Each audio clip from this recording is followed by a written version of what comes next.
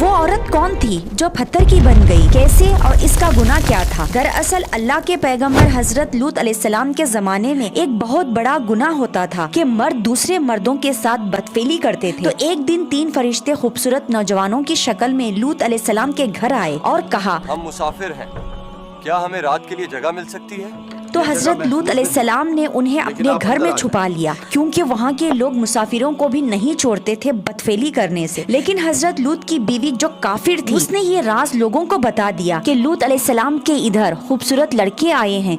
ये सुनते ही सारे कबीले ने उन लड़कों के लिए हजरत लूत के घर पर चढ़ाई कर दी। तो उन फरिश्तों ने हजरत लूत से कहा, आप फिक्र ना करें, हम फरिश्ते हैं, जल्दी ही इन पर अजाब आने वाला है। आप अपने घर वालों को लेकर यहाँ से रातों रात निकल जाए और जाते वक्त कोई भी पीछे मुड़कर ना देखे। तो हजरत लूत अलैहिस्सलाम अपने 2 बेटी और बेटियों को लेकर निकल गए। आसमान सुर्ख हो गया, आग बरसने लगी, तो उनकी बीवी ने पलट कर देख लिया और वो फौरन पत्थर बन गई। याद रखिए, कुरान में कहीं नहीं कहा गया कि वो पत्थर बन गई है, बल्कि इन पर ईमान ना लाई जिसकी वजह से अजाब आया।